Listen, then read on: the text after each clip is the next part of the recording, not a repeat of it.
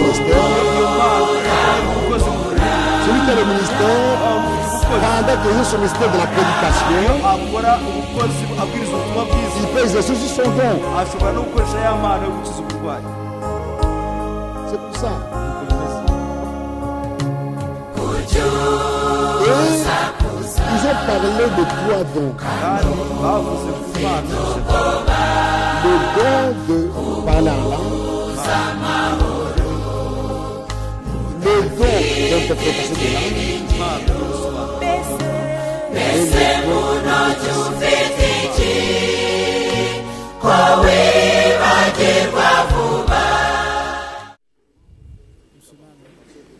ndasaba hamwe na Tafredi Kabanza Pastor Goma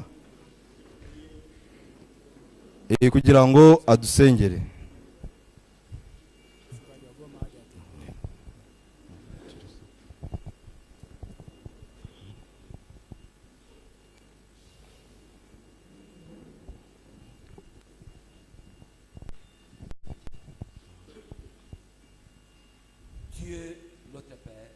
Mana data, turimo turagushima cyane kubw'urukundo rwawe rukomeye kandi kubw'imigisha yose twabonye muri iki gitondo. Turagusaba kugira ngo wongere ubane natwe muri iki gitondo, kuri mugoroba, kugira ngo twongere kubona ku gice cy'ibyo waduteganyirije, kugira ngo twongere kongerwa imbaraga kugira ngo tubashe kugukorera. Umugisha umukozi wawe kandi umwigishe ibikwiriye byose, kandi kugiye buri mukozi wese igihe azasubira iwe azabashe gutahana umuzigo uhagije wo guhaza abana bawe. Uduhe umugisha guhera ku itangira kugera ku iherezo. Haranditse ngo ni byiza gutangira, ariko ni byiza kurusha kubona iherezo ryiza. Niyo mpamvu tugusaba mwami, nk'uko tumeze hano, buri wese abashe kwitegura kubwo kuza kwawe. Uhereye ku nyigisho duhabwa, ntabwo tubyakira gusa kubwo kubwiriza abantu, ahubwo natwe tubyakira ngo bidufashe. Niyo mpamvu mwami dutabare, kubera ko twebwe turi abayobozi, tugomba kuba icyitegererezo cy'umukumbi, ariko ntabwo twishoboza twebwe ubwacu. Ariko tuzi yuko nk'uko wabivuze yuko nta mwubatsi n'umwe ubaho ushobora gutangira inzu atabanje kwicara ngo akore imibare kugira ngo amenye ko azayisoza. Uwo mwubatsi ntabwo ari njyewe, tuzi ko ari wowe mwami wacu Yesu Kristo, kubera ko umurimo utangiye ugomba kugera ku iherezo. Niyo mpamvu tubishyize mu biganza byawe kugira ngo twese tubashe kugira iherezo ryiza. Uduhe umugisha mwami, uhe umugisha umugeni n'isi yose munsi y'amaraso, mu izina rya Yesu Kristo, amen.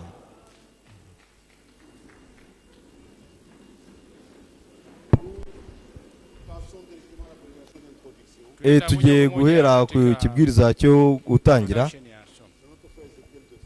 Ni mwene data Ezekiel mu Fransa ugiye kuduha iryo jambo. Afite iminota 30, ashobora kuza.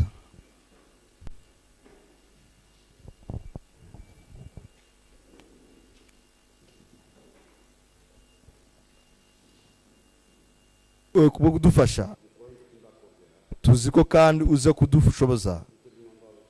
Turabigusaba n'ukwizera kose mu izina ry'umwami wacu n'umucunguzi Yesu Kristo, amen. Ijambo ni aye mwene data Mwamba.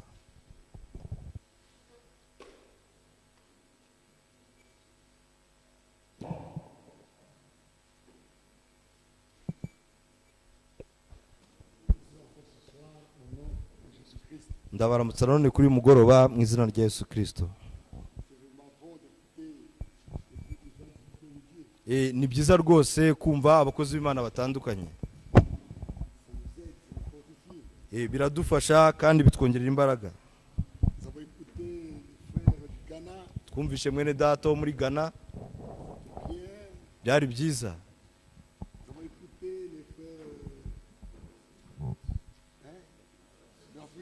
Twumvishe mwene data wo muri Afurika y'Epfo,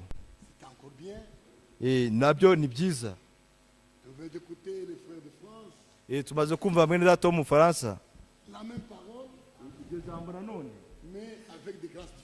ndetse n'itandukaniro mu buryo bunyuranye.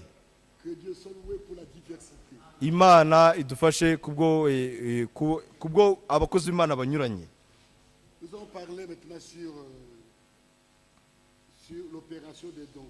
Tugiye kuvuga ku byerekeye imikorere y'impano, ndetse ni nawo mutwe wa nyuma wo ku byo tugomba kuganiraho. Imikorere y'impano ni ikintu cyangombwa cyane. Nyuma yaho turaza gusubiza ibibazo.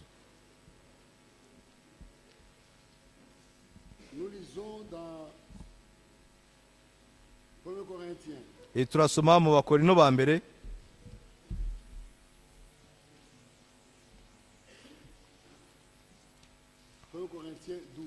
Abakorino ba mbere 12.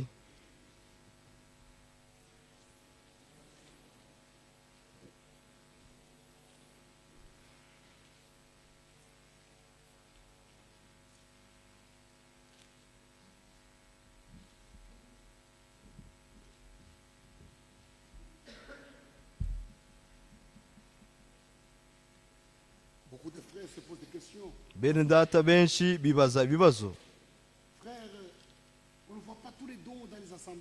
Ngo ntabwo tubona impano zose mu iteraniro. Nibyo, ariko mwibagirwa yuko izo mpano zose zagiye zibura mu bisekuruza bitandukanye. Tukaba turi mu gihe cyo kugarurirwa. Mbere yo kuzamurwa, impano zose zagarurwa mu itorero. Nimugire ikibazo, bizaza byose bizagarurwa.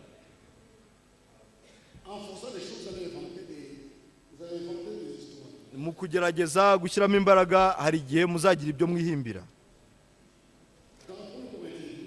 Mu Bakorino ba mbere cya 12 turasoma uhere ku murongo wa 4.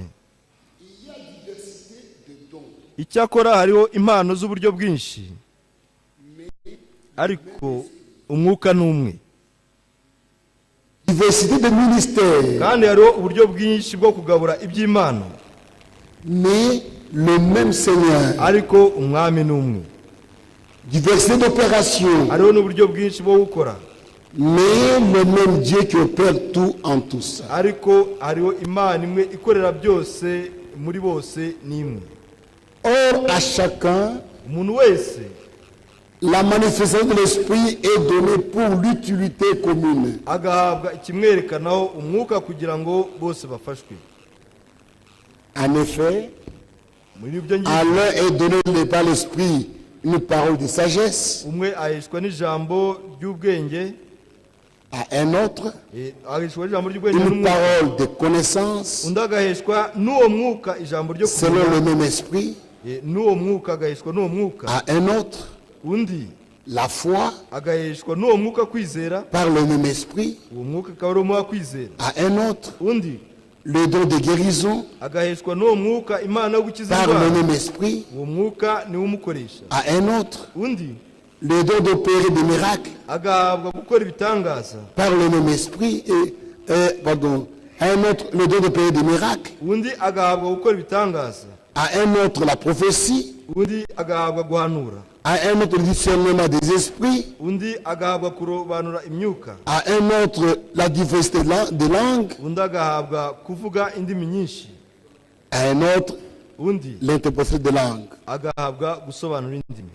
un seul et même esprit ariko ibyo byose umwuka umwe niwo ubikorera, opère toutes ces choses, umwuka niwo ubikorera muri bose, les distribuant à chacun en particulier comme il veut. agabira umuntu wese uko ashaka. Nous avons les 9 dons de l'esprit Dufite impano 9 z'umwuka donnés à l'Église. zahawe itorero, Comme les 5 ministères nk'uko impano 5 sont donnés pour le corps de Christ, zahawe umubiri wa Kristo, les dons sont donnés pour le corps local. ndetse n'izi mpano zahawe itorero muri rusange ry'akarere. Un ministre peut voyager de ville en ville Umukozi w'Imana ashobora gukora ingendo ava mu mujyi ajya mu wundi pour apporter la parole de Dieu. kugira ngo atange ijambo ry'Imana. Celui qui a un don, Ufite impano y'umwuka, un des 9 dons, imwe muri izi mpano ne peut pas voyager d'assemblée en assemblée pour aller exercer son don là-bas. ntabwo ashobora kujya mu rindi teraniro kujya gukorayo gukoresha ya mpano ye. Il ne peut pas arriver dans une assemblée et dire je viens parler en langue ici chez vous. Ntabwo yaza mu iteraniro ry'abana avuga ngo nje kuvuga mu ndimi hano. Non, Oya, c'est un don local. ni impano ikora mu itorero ry'akarere, C'est exercé dans l'assemblée locale. rigakora mu itorero ry'akarere. Et les 5 ministères, c'est pour le corps de Christ. Kandi ubukozi butanu bwo ni kubw'umubiri wa Kristo. Et parmi et tous ces dons Kandi izo mpano zose sont donnés pour l'édification. zitangwa kubwo kubaka.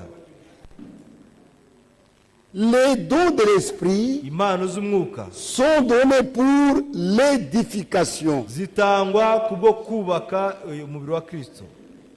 Voyez, Murabibona, il y a la prédication des anciens hariho ikibwiriza cy'abakuru qui prend b'itorero, part à l'édification. nacyo kireba Il y a les prédications des ministres hariho ibireba qui prennent abakozi, part à l'édification. nabyo bireba Il y kubaka a umubiri wa les dons de Kristo. l'esprit Hariho impano qui prennent z'umwuka part à l'édification. nazo Tout ce que zifata Dieu umurimo wo a kubaka. donné, Ibyo Imana yatanze byose c'est pour le bien de son Église, ni kubw'inyungu y'itorero rye, pour aider son Église, kugira ngo afashe itorero rye, pour son édification. kugira ngo itorero ryubakwe.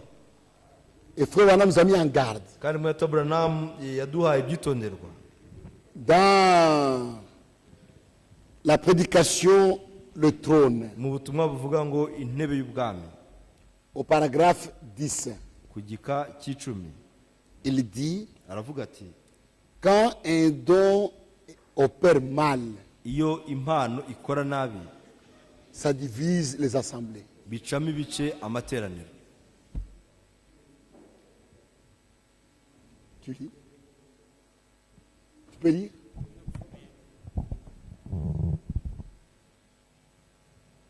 Le paragraphe 10.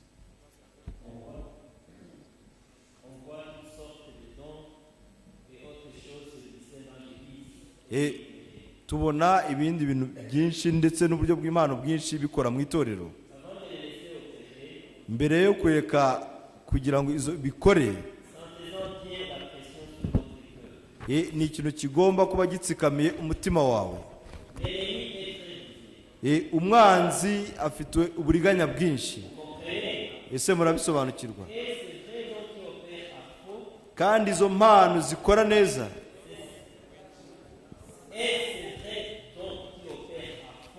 kandi za mpano nziza ariko zikora ibintu bibi,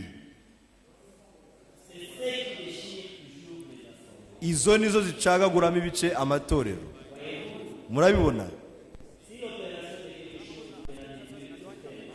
iyo hari ikintu giturutse ku Mana ariko gikakorwa nabi, ntabwo ariko bizagukomeretsa gusa, ahubwo ibyo bizacagaguramo itorero ryose. Mugenzure ibyo na Bibiliya, muri Bibiliya ugenzuze Bibiliya yose, urebe niba ibyo biturutse ku Mana koko cyangwa atari biturutse. Contrôler, ugenzure, tester, ugerageze, éprouver pour voir si c'est parfaitement dans la ligne de la parole d'un bout à l'autre. ugenzure urebe ko biri mu murongo w'ijambo guhera ku itangiriro kugera ku iherezo ryabyo. Alors seulement ce sera très bien. Noneho nibwo bizaba ari byiza gusa. impano zikora nabi cause des problèmes dans l'église. ziteza ibibazo mu itorero, Ça peut amener même des divisions. ndetse bigira n'aho birema ibice mu itorero. Quand un don se manifeste dans l'église, Iyo impano igaragaye mu itorero, gardez le calme. muyirinde neza mwitonze, Ne soyez pas emballés, ne soyez pas pressés derrière. mwe kwirukankira inyuma yayo cyangwa Observez, observez, mutegereze, ça va où? mwitegereze, mubanze mugenzure aho bigana. Mais ce qu'on fait aujourd'hui, Ariko icyo tubona dès uyu qu'un don se munsi, manifeste, iyo uko les gens impano sont emballés. abantu Oh, oh, oh. bahita baguruka bakajyana nayo, Ils ne comprennent pas que c'est dangereux. ntibabashe gusobanukirwa ko ari ikintu giteye ubwoba. Quand Satan s'aiguise dans un don, Iyo satani yinjiye mu il peut mpano, causer de grands dommages dans l'assemblée. ashobora guteza ibibazo bikomeye cyane mu itorero. C'est pourquoi il faut s'observer. Niyo mpamvu bisabye kwitonda. Et de tous les 9 dons, Kandi muri za mpano uko ari 9, et Paul, yaba Pawulo, et Frère Branham, yaba na Mweta Branham, et Frère Franck, yaba na Mweta Frank, ils ont parlé particulièrement de 3 dons bavuze by'umwihariko kuri izo mpano uko ari eshatu. qui est à la base des problèmes. Bavuze ku mpano eshatu arizo shingiro ry'ibibazo byose.